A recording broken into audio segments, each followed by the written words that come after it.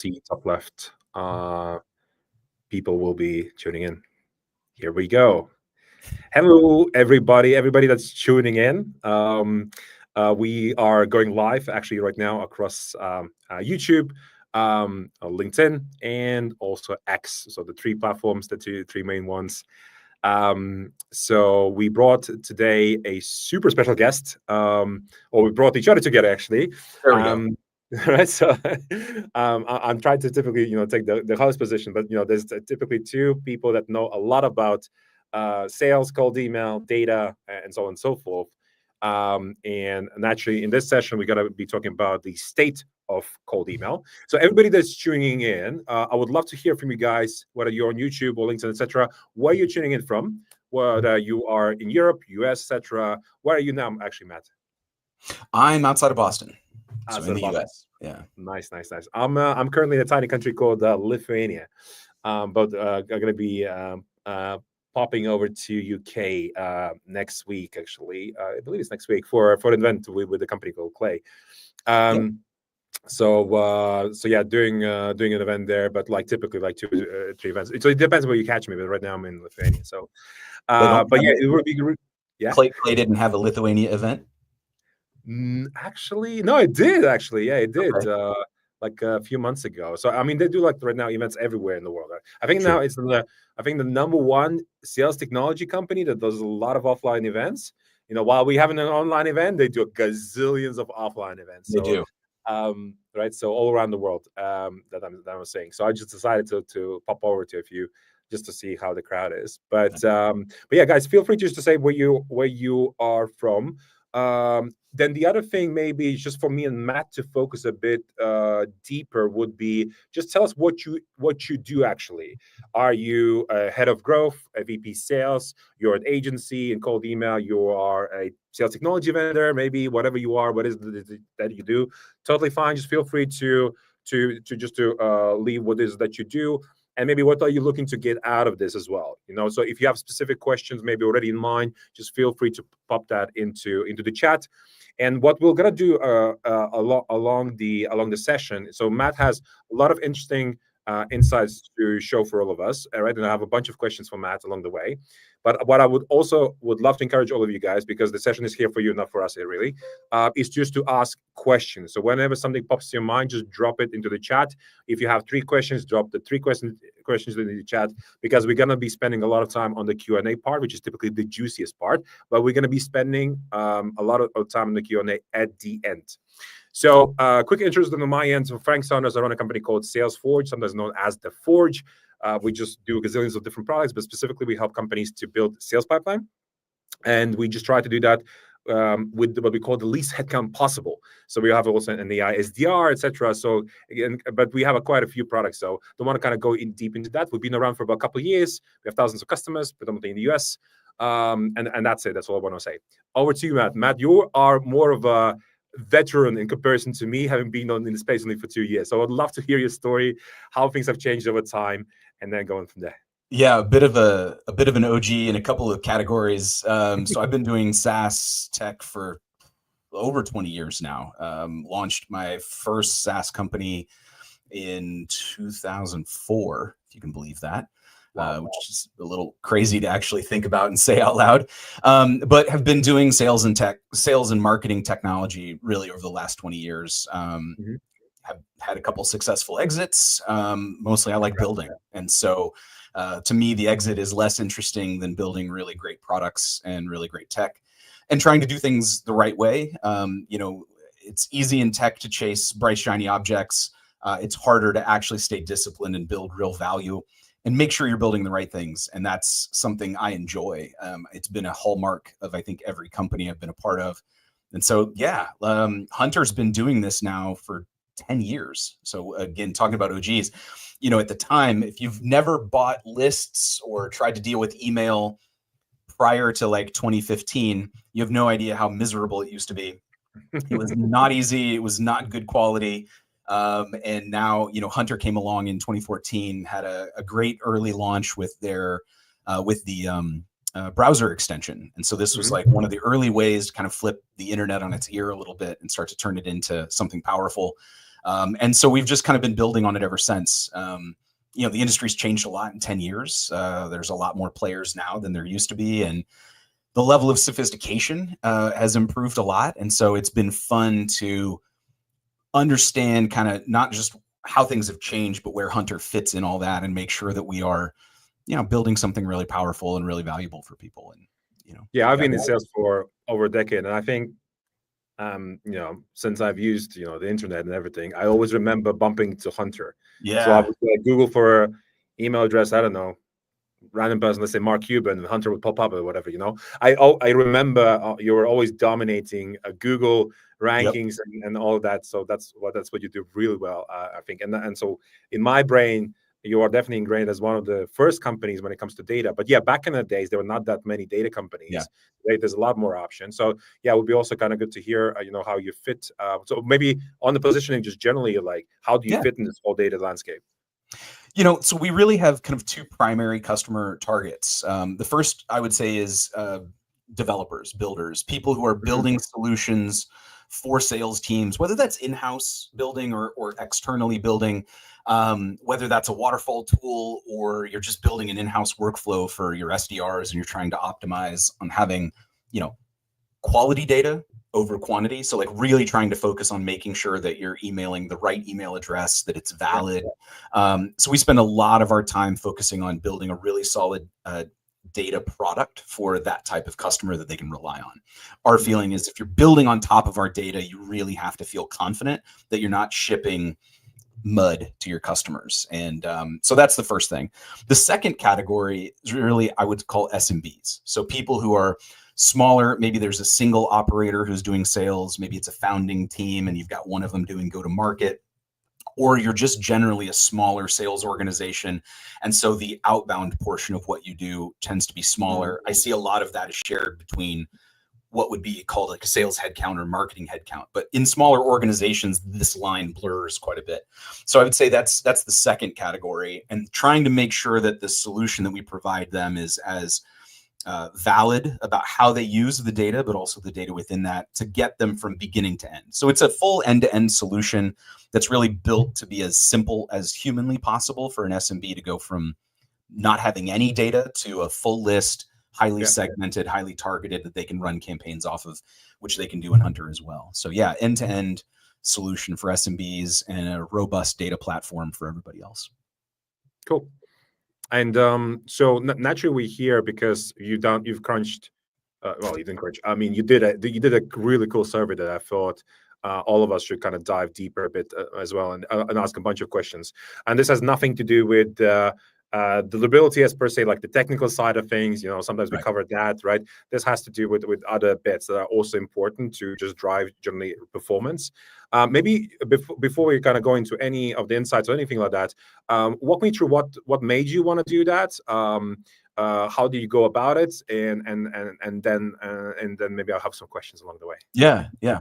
So the reason we did it was we felt like there's a lot of content out there generally about the technical side of cold email. Yeah. So, if you want to understand how to build a tech stack to accomplish a certain use case, right? There's lots of content in the world about that.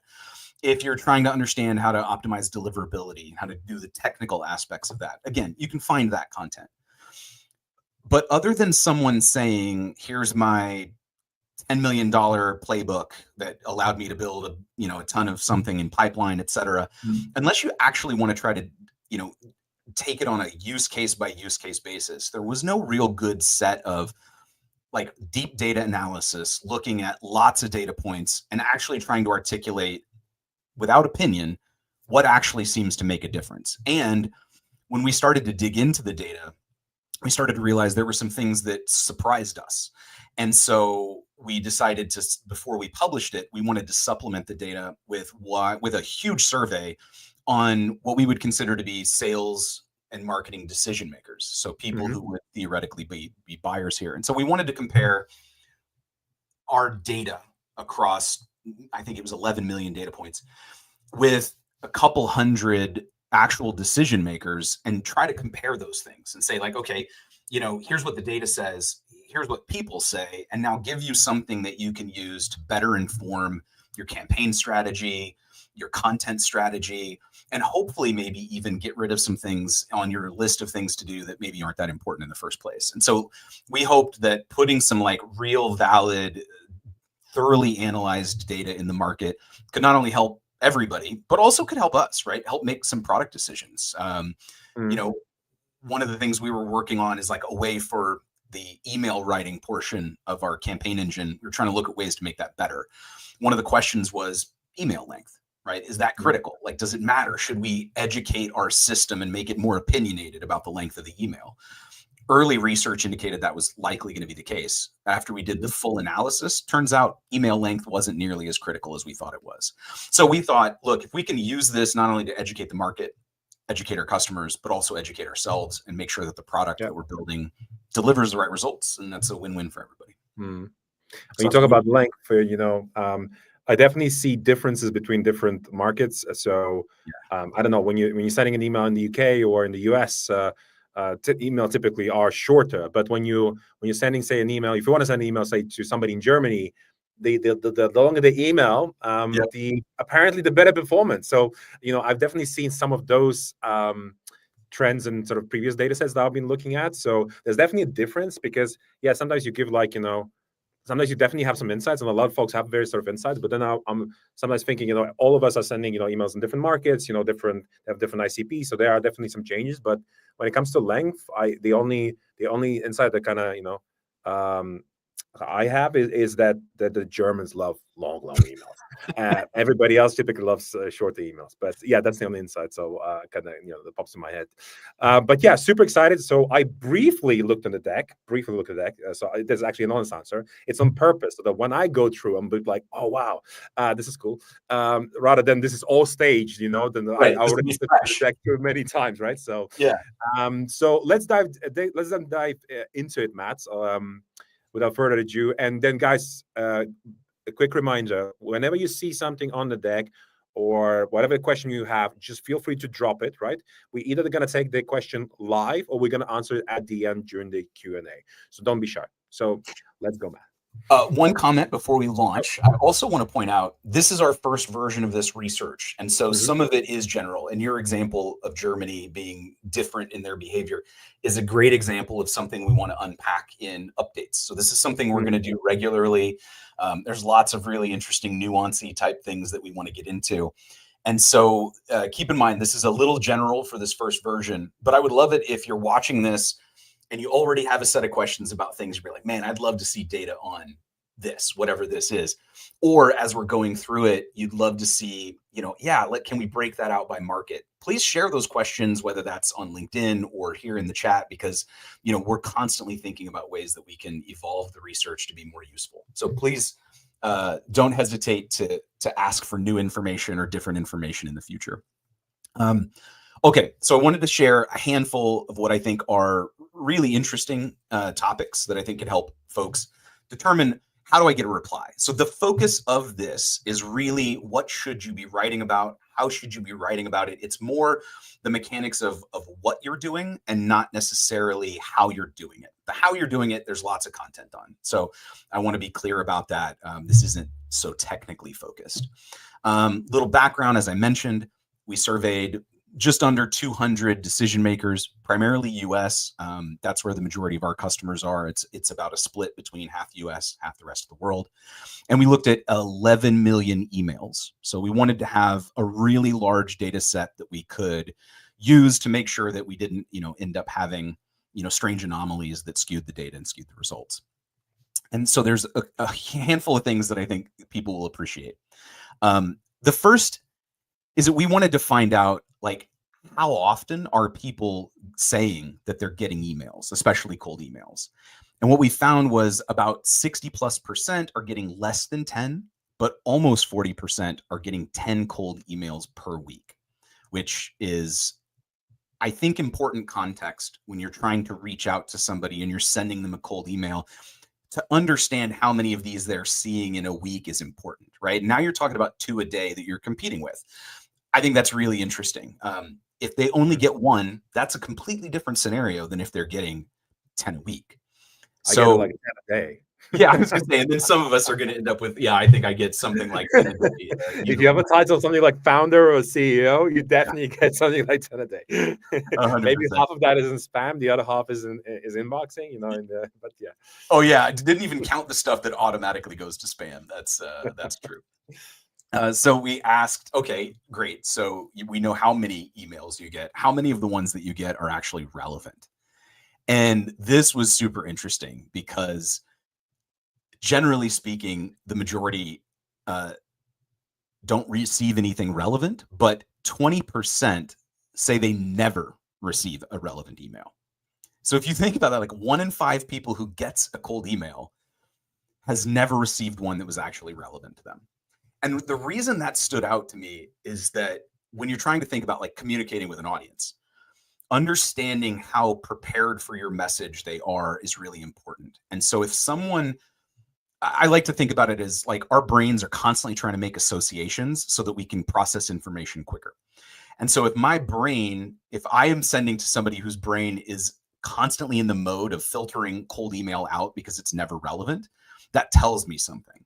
And so I think it's important for everybody to know what they're up against. The majority of the cold emails that all of us receive as decision makers are terrible. They're not relevant at all. And that informs how we view all cold emails.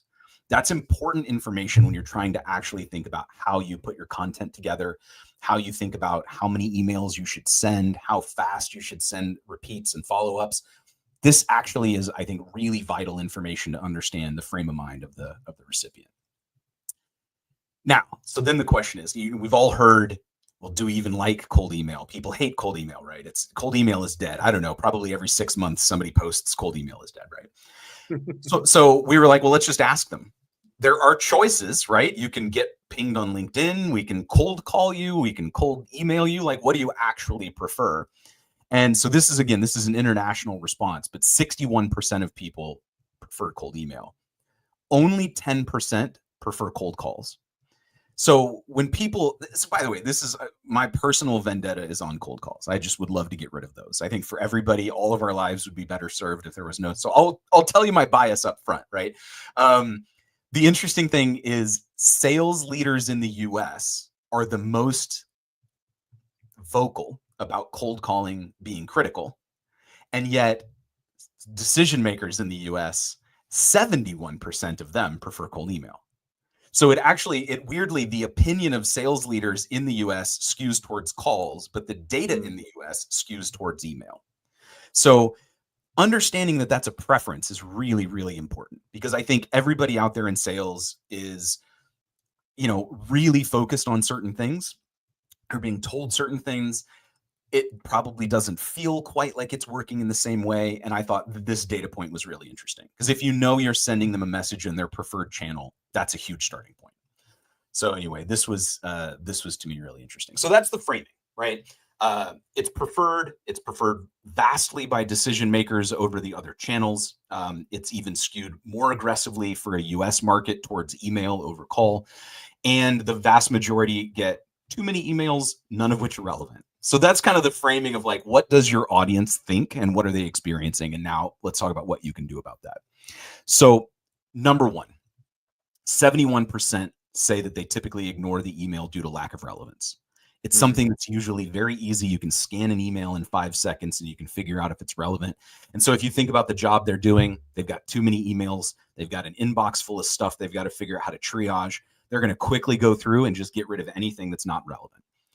Yeah, I would emphasize, 5 seconds, 5, 6, 7 seconds. It depends on who's going to say it, but just I want to kind of double down on this. Yeah, because a person only spends 5, 6, 7 seconds. Like I literally scan through emails myself as well, but then I get like 10 a day, right? When it comes to cold emails, and yes, so if I have that pain, I will likely engage.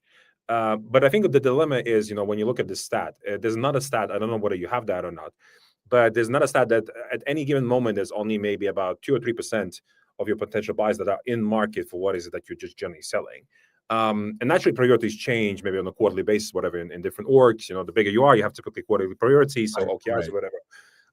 And this is why, reaching out again, to the same prospect is so paramount.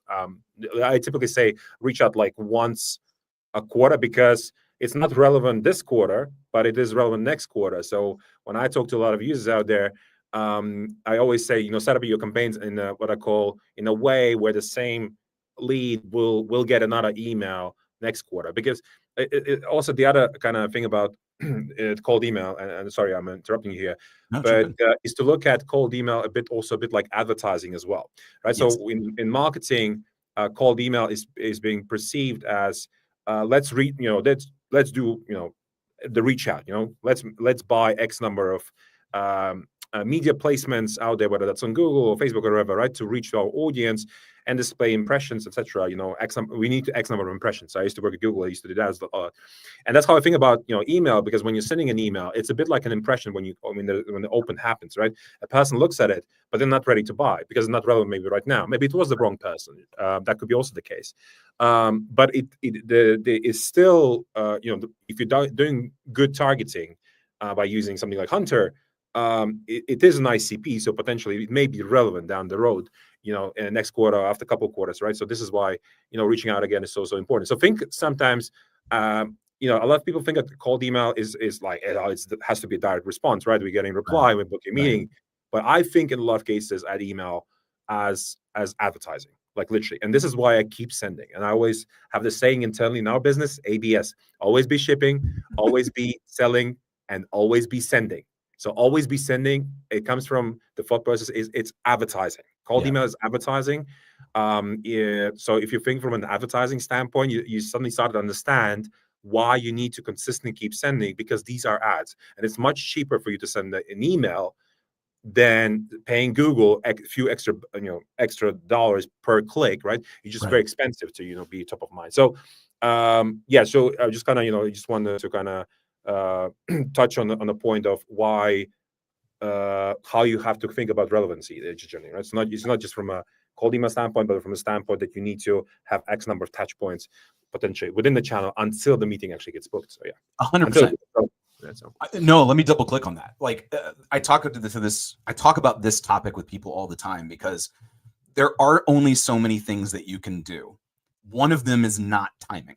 You'll never get timing right. Like if you occasionally get timing right, it was luck. There is no service that's available that's worth anything that will tell you they're going to send it at a time that so and so is more. All of that's BS. All of that's made up. So you don't believe in the signals then? So I think that signals are helpful, but often by the time a signal comes out, unless the signal that you're using is something that you are being proactive about. Okay. By the time a signal is often visible, it's too late for you to do anything in a cold email. And so what you end up, I'm not saying signals are bad. I'm saying that you've got to think about them a little differently. And so, it used to be in like the 60s and 70s, you needed 3 touch points for your brand for people to remember it. And I'm pretty sure by the 80s, it was something like 6. Now, with the amount of noise in the world, if it's not something like 12 to 20, I would be surprised. Your point about sending emails and thinking about them as advertising, I call it a brand touch point, right? The goal is put a message in front of somebody where they at least understand who you are and what you do enough to know that this is relevant in the future, so that when your next email comes out, maybe you are a little more close to the timing and you can get that right, and that you just keep it out in front of them. But I completely agree with that. Try to do everything else as well as you can, because you won't get timing right. And so you have to build that into your strategy. Make sure that you are thinking about how do you keep people warm.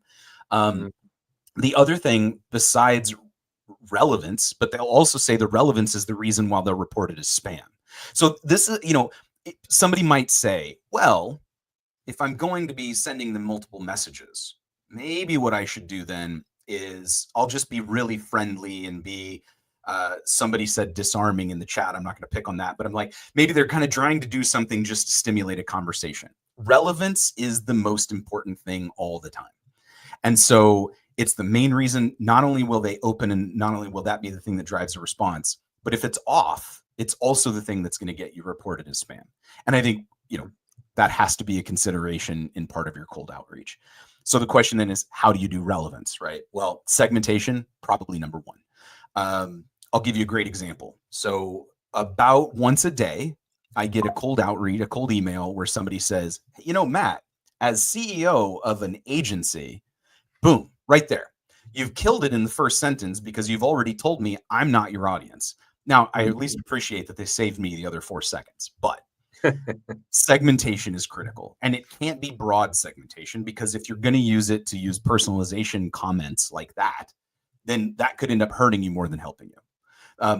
The only thing that's going to hurt you more than being wildly generic is wildly off base with your targeting, right? You want to contextualize the content. You want to make the targeting and the segmentation as narrow as possible, because every single bit more precise you can be is going to make that relevance that much better. And it's going to allow you to target your message, right? That's really what it's about. How do you make the target as relevant as you can for Frank, for me? The way you're going to do that is by making sure that the people who like me that you're emailing are all, you can say similar things to them. And that's what's actually going to make that work. Yeah, on that point, the way that we just generally tackle the relevance, so there's a lot of AI tools out there. But the way that we look at it, we look at the context of what is it that you're selling, what's your value prop, right? What's the pain that you're solving for customers? What's your solution actually? What's your unique value prop? Do you have any social proof? What's the cost of inaction if the user actually not going to do anything about the problem? And so we call that the seller data, and we match that data set with what we call the buyer data. What do we know about Matt from Hunter? So the way we do that is like a typical SDR would do it. We go and check out the website, check out the LinkedIn profile and other sources, and then we stitch it together, apply AI on top of that, and we send a good email in English, and it could be in whatever language, German, etc. But so that's one way how we think about driving relevance programmatically and making sure that there is a relevance. But yeah. The timing is still something that's very hard still to tackle. But one thing I wanted to mention about the reporting a spam thing as well, this bit of off piece sort of, but one little piece of advice, because naturally everybody's setting up campaigns and sequences in their tools and so on and so forth. But I typically recommend just only sending 2 emails in total, because what we see just generally from our we send like hundreds of millions of emails every single month. And the more emails you send to the same person, essentially you have 3 emails in the sequence or 5 emails in the sequence. But essentially, the more emails you're going to send, naturally the higher the likelihood that you will receive a spam report, especially when it's not relevant. So if you're looking to reduce spam reports, even though your messaging is relevant and everything, just send a couple of emails. And that's all. Like, imagine if you had only a couple of emails. I'm actually talking to somebody in the cybersecurity space, and I'm telling him just send 1 email and 1 email only. Because of the way that things work in the world of cybersecurity, or any companies that have like anti-spam softwares like Barracuda, Mimecast, etc. If you're gonna send more than 1 email, an unsolicited email or cold email to that company, then the probability of you being sort of blocked, etc., is pretty high. So imagine that the world that we live in, apart from just relevancy, it's also a bit of a strategy there. Like, how many emails do you send to the person until they report you ultimately, right? So how do you reduce? How do you be a good person, essentially, and making sure that you don't annoy people, right? And they don't mark you as spam ultimately, right? So yes, relevance is one thing, but also how many times you knock on the door ultimately, right? So that's also something that I highly recommend kind of just think about, because I receive a lot of cold emails, and I typically click on the spam button on the 3rd email, and that's kind of, I'm also trying to figure out to myself, how many emails does it take for me to click? And it's typically the 3rd one that's really annoying. Yeah, we see that spike in our data as well. Unsubscribe rates, it just actually doesn't. I think all email, there is something to that 2 emails now, because we're all so used to like getting into a sequence. We all expect we're going to get multiple, and so as soon as we get that 2nd one, that's an indicator, right? So yeah, I agree. Yes. I think you're in a sequence. yeah, exactly. But I think the thing that you pointed out is right about, like, you tie that into segmentation, because in cyber you might get 1 crack at this before everybody freaks out, whereas if you're doing SaaS marketers, honestly, that number probably is much higher. And like, knowing the tolerance and the threshold and sort of just general behavior of your audience, I think should be baked into that strategy and should be factored in. Like, if you're going to email CMOs in 1 sequence and you think you can reuse everything about that sequence for somebody who's like a CIO in cyber, absolutely wrong. Like, that is definitely not going to be a successful campaign. I think in addition to the number of emails, though, we've also seen that while personalization is important, and the audience has said that it's important, they want emails personalized to them. We also see a pretty significant drop off, both in terms of the number of people in the audience. So as soon as you get above 100 people, the like reply rate drops in half. So if your segmentation is creating a list that's larger than 100 people, you are twice as likely to basically get either not a reply or to get put in spam. So that's important. The other interesting thing, though, is there's also a number of personalization variables that you can use. And so the more generic it is, the worse it does. The more personalized it is, the better it does. But there's also a drop-off point there as well, right? So when you start to get to 5, because you'll see some of these where it's just like a litany of variables. It is possible in our data, at least for our customer base and the data we looked at, to have it be too much. So you can overdo it, and that will impact your results as well. Yeah. The other thing, just want to kind of mention here while we're on this as well, one thing that a lot of folks don't think about, because typically it's an enterprise sort of sales thing, is to do multi-threading, even in the SMB segment. So what that means is, so let's say in our case, we have this sort of feature in the platform where you can literally reach out to multiple people at the organization. And that is also powerful, because sometimes, you know that this company is, they're an ICP, right? That's a target account. We want to, they're in our list. But you don't know whether it's Frank or my co-founders, right, that maybe are the best person to talk about. And maybe Frank is just too busy to talk about this, but maybe my co-founder is not.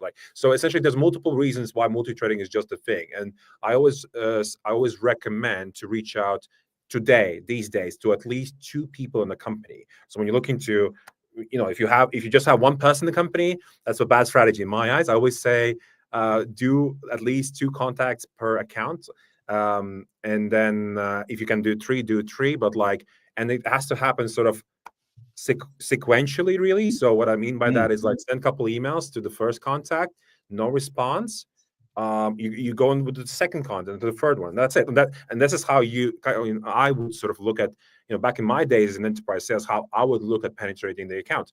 I would just, reach out 1, 2, 3, whether you do it in parallel or sequentially, it's up to you. But yeah, that's how I kind of think about it as well. Yeah. Well, let's see. Yeah. So we've talked about personalizing. This is a bugaboo for me personally. Look, I'll just the data says 30%, 36% say one of the reasons that they don't either open or reply is they don't trust the sender. Yeah. We've seen custom, here's another example of that. Custom domains get a much higher reply rate, almost twice what they get if you're just sending from a Gmail.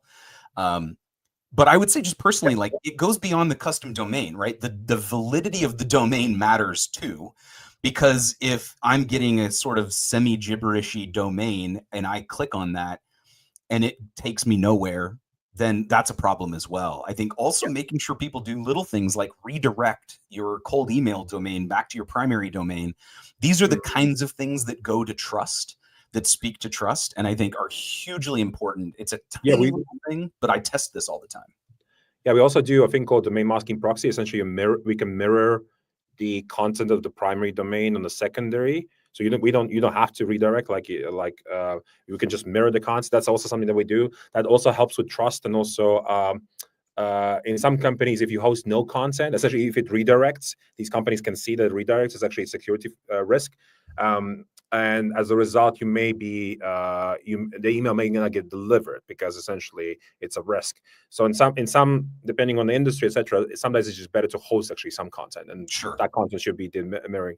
The other thing I want to say here, so I totally agree with you. When I get an email from @gmail.com, I'm not talking to the company, whatever. It's a bullshit, and it's not serious, business in my eyes as well. But the other thing that I just wanted to also mention here is something that also people don't think about is the signature.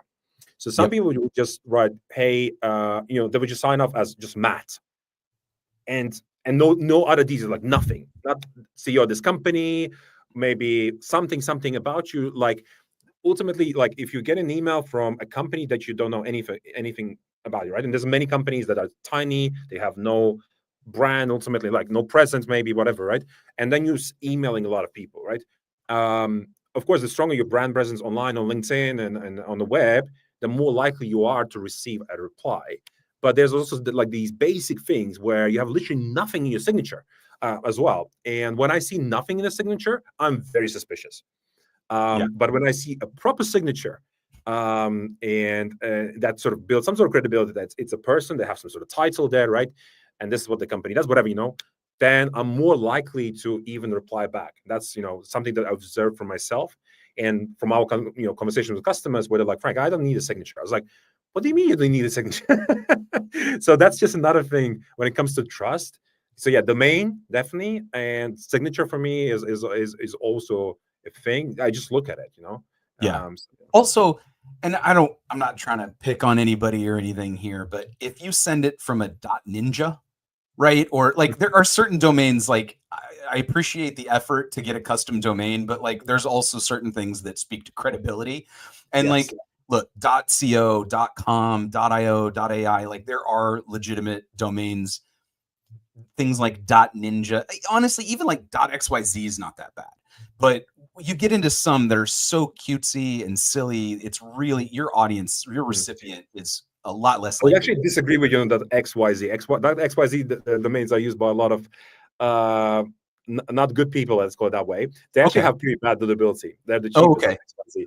But yeah, from our data set, we see .com definitely is what we call the king, then .co, then .net, .org, and .io. Like these are what they call tier 2 ones. Then the other ones are like geo-specific domains where we see very high reply rates. Typically because in these particular cases, they personalize, the language is also different from German. So like .de, .fr, so on and so forth. They receive very, very high reply rates versus even the king.com. But definitely, we personally do not encourage buying, anything else, because psychologically, the whole internet was built on .com. And when you see a different TLD at the end, right, so the different extension, you're like, oh, you become suspicious, right? And you start thinking about that instead of thinking about the content. And again, you're more likely to click on the spam button, right? So, .com definitely is the case. There's a theme here, right? Like people have 5 seconds to establish a lot. There's a lot of like brand psychology baked into what we're talking about. And it's not trivial. Like it might sound trivial. Oh, the domain. Oh, come on, that's trivial. Or the actual extension. No, these things, all of these are sort of small psychological triggers that tell your audience whether or not they should spend more than 2 more seconds looking at this. And it all goes towards kind of the same set of things. It's, build trust, be relevant, make sure that if they click in a little bit to get some more information, they're finding the right content. Don't fake anything. Don't hide anything. Look, one thing that I can say confidently about every piece of technology I've ever worked on is if you do anything that comes across like you're tricking your users, they will give you a violently negative response. We all know like the old chat bots way back in the day when they used to pretend to be people. We all made sure that failed really fast. It's a great example. Anything you're doing that makes it seem tricky absolutely will backfire. More often than not, you might get a couple people every once in a while to fall for it, but the vast majority they'll end up, that will be a negative knock on your brand forevermore. And so I highly encourage hiding them. I mentioned word count, so I'll skip that. Look, actually, I'm going to throw a caveat in here. The data says word count doesn't matter. Personally, I think it also a bit depends on your audience. I would suspect that typically CEOs are going to appreciate a shorter email than, let's say, a head of marketing or a head of sales. Generally speaking, you start to get into some demographic factors that add into this as well. So while the data normalizes out and says word count doesn't really matter, I would actually argue that it's still worth thinking about the length of the email and the audience and trying to tune that as part of your personalization as well.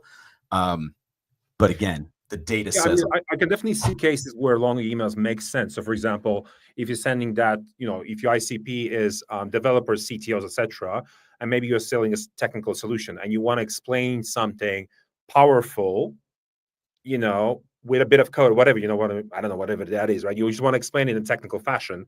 And unfortunately, you can't put that in a little email, right? But you want to explain how that works. So I used to work for a company where we used to sell machine learning. And I can't explain machine learning and the power of machine learning, in a quick, 50 word email. You can in 2 letters. It's AI, right, Frank? Like it's a 2-letter explanation. Yeah. I mean, I had to send like this chart, what's the power of machine learning? If this happens, then you actually can, generate a, huge lift in margin. And I had to send this, and it was very long, but my reply rates were like excellent. But that's because my solution was so complex, but I was trying to figure out how do I actually explain that thing. Right. And I was just using an image. But guess what?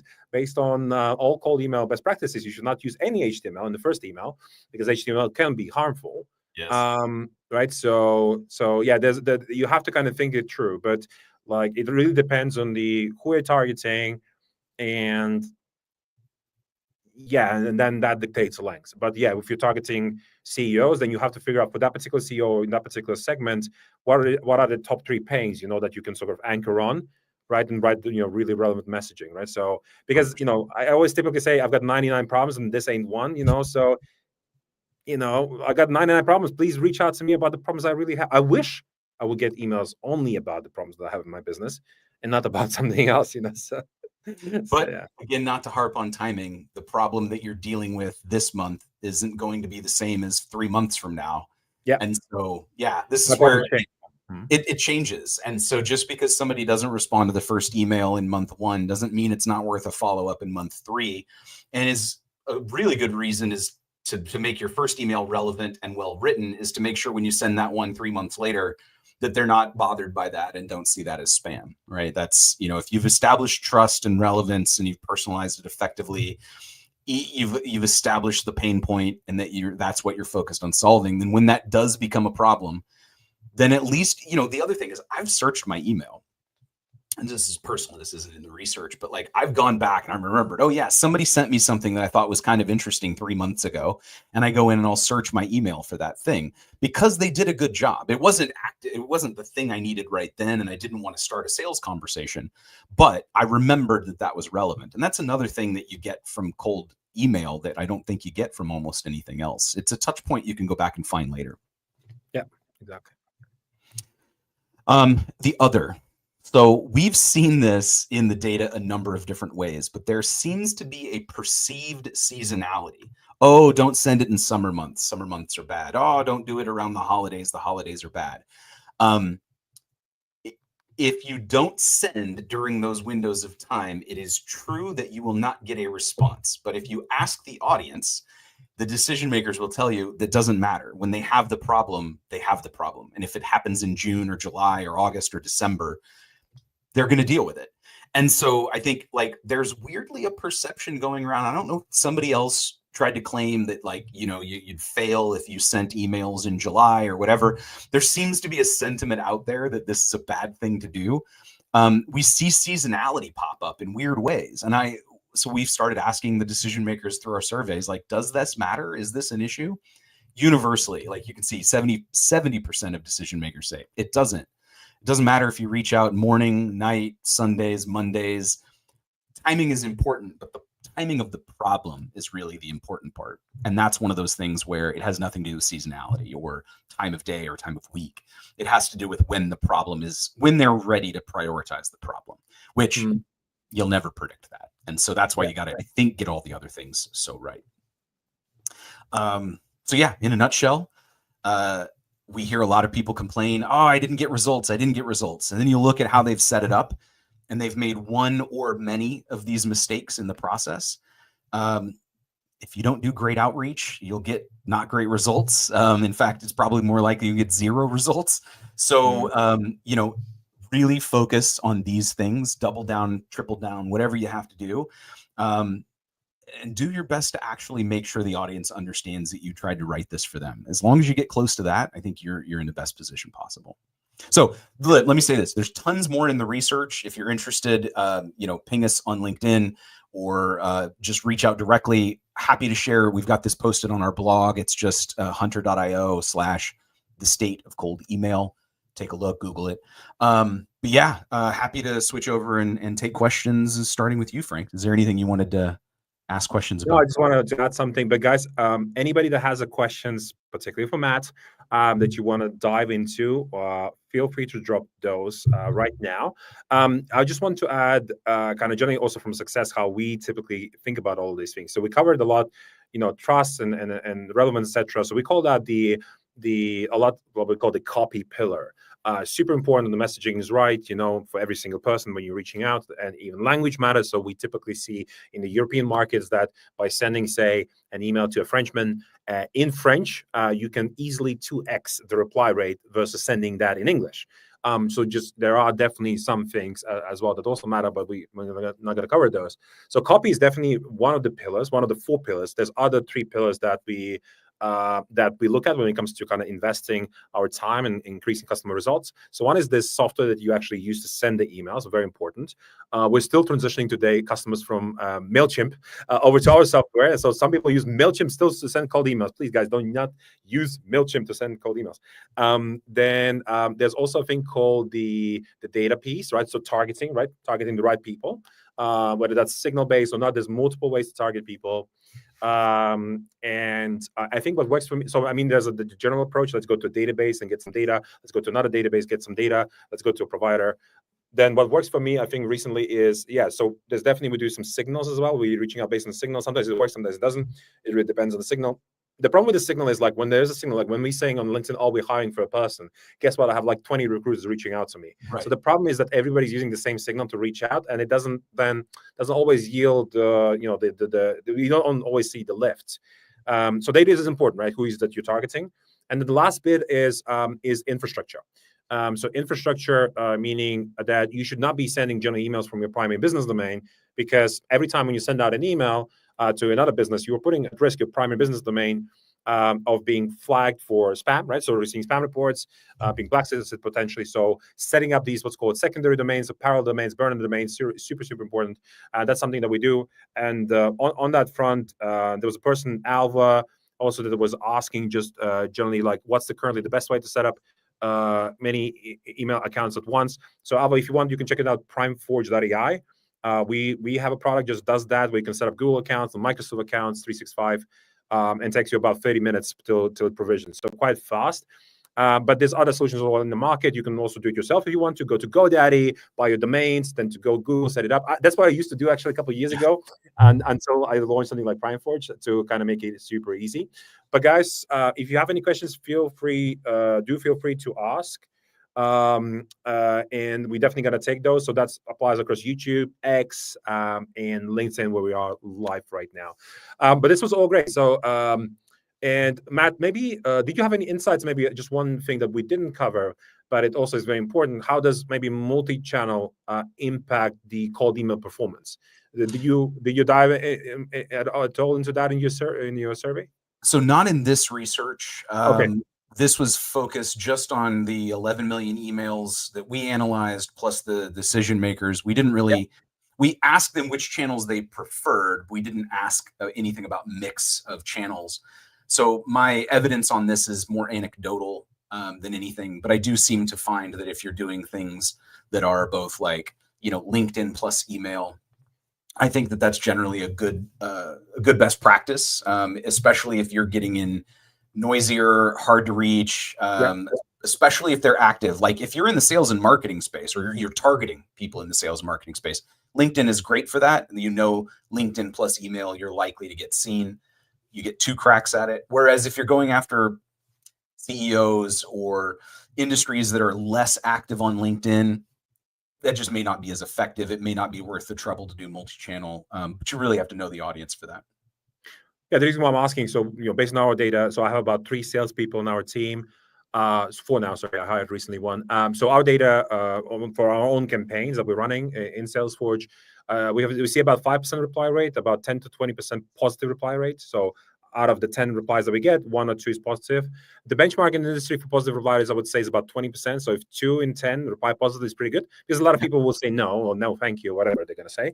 On LinkedIn, though, we also, we have the whole team reaching out to a lot of ideal customers also on LinkedIn. We actually see about 30% reply rate. So that means a 6x lift in reply rate. But naturally, the dilemma with LinkedIn is it doesn't really scale, right? Which is why our primary channel is email. And then we also do a lot of cold calling. I know you're not into cold calling, but we do actually everything on our end. So we use a parallel dialer solution there. And that means we're reaching out to a lot of, we're calling in parallel to folks. And then we see about 3% connect rate.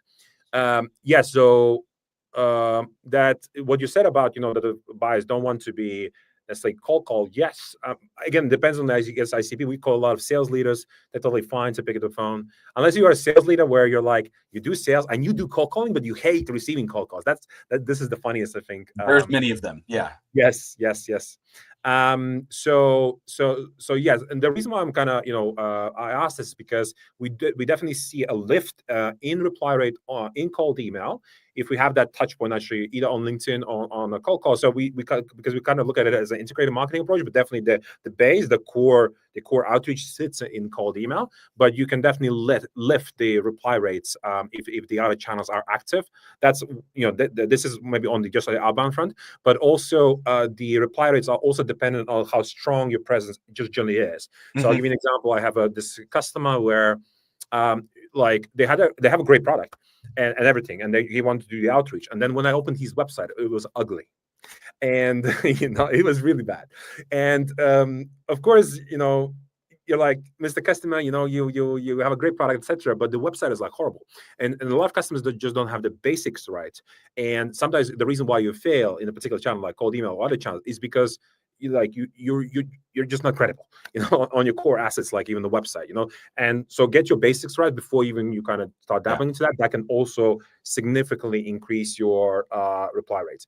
And then naturally also then if you do cold email in conjunction, what's called sometimes inbound led outbound, I think that's the right way. But essentially, when you have presence on say LinkedIn and Twitter, etc., and then you do cold email as well, then in that particular case, you see a much higher reply rate because people have seen that brand, whatever, on LinkedIn, etc. So when somebody reaches out, say from my team on email, they're like, oh yeah, actually I've seen Frank somewhere, or etc. Again, that increases the reply rate a bit further as well. So just kind of guys keep that in mind as well. It's just a little tidbit. So let's get into the questions here. Let's take a question from Luke. How do you solve relevance for reaching out to companies with minimal digital footprint and very little data to leverage to find a relevance angle, sticking to more static emails instead of too many variables in AI copywriting? Yeah, I mean, so my take on this, and I work with a lot of companies where this is the challenge, right? So if you're going into like manufacturing or construction, there are certain industries where the digital footprint is non-existent and at a minimum not helpful. This is one of those where it's challenging to scale this because you don't really have a lot that you can feed a machine. And so your best bet when you're going into this is stronger segmentation so that you can write fewer unique emails, and then you have to write the whole email. Really, like you can use AI to try to like tune the copywriting and tweak it, but like ultimately you have to know your audience. You really have to understand the pain points. You have to understand who the user is that is going to solve that pain, and make sure you're emailing the right people. And then, you're just going to have to write a good message. And the only way you can scale that effectively is segmentation, right? Find as many like folks that you can group together so that you can send as many of those emails at once. And then you can narrow down the personalization to just things like name. You can keep it really minimal, like 2 or 3 elements: name, company name, some basic things like that. I think in those contexts, I'm sorry, I missed the person's name, but I think in those contexts, it's a little bit more brute force is what I've seen actually be successful. You just have a more challenging dilemma there. Yeah. I mean, in this particular case, sometimes what I would do is, so when struggling to find, let's say, data, I would say, okay, so you'll have a list of individuals. Why wouldn't you try and use the lookalike engine, essentially, right? So potentially through that, you can find similar companies or similar contacts against the list that you're currently having, trying to expand that, So that's just the other thing I would do. So yeah, let's